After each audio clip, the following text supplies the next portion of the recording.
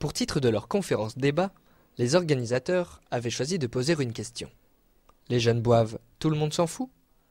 À voir le public nombreux venu s'asseoir dans la salle de l'hôtel de ville, il semblerait que la réponse soit non. 250 personnes venues s'informer sur les rapports des jeunes avec l'alcool. Il y a d'abord un phénomène de mode autour de l'alcool. On sait que cycliquement, il y a des produits qui sont plus à la mode que d'autres, des produits psychotropes. Mais il y a aussi une pression commerciale très importante. On a vu les ventes d'alcool diminuer depuis 40 ans dans la population générale, et ça c'est une bonne nouvelle.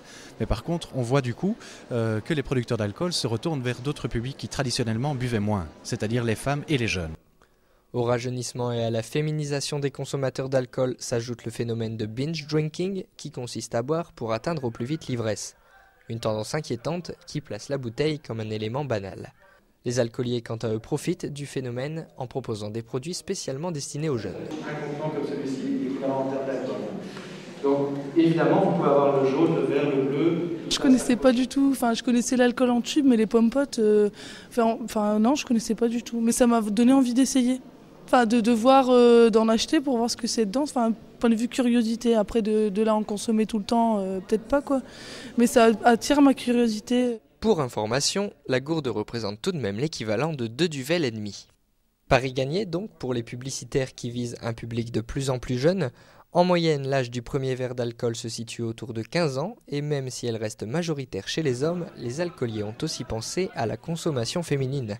La mise sur le marché des alcopops, ces boissons alcoolisées au goût sucré de limonade, a été un vrai succès, à tel point qu'en Belgique, il se classe 2e au classement des ventes, juste derrière la bière.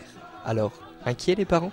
Je suis très inquiète parce que les parents, même s'ils savent qu'il faut éduquer les enfants, sinon ce sera un problème pour qu'ils s'insèrent correctement dans la société, mais ils n'ont pas la force, ils n'ont pas le courage.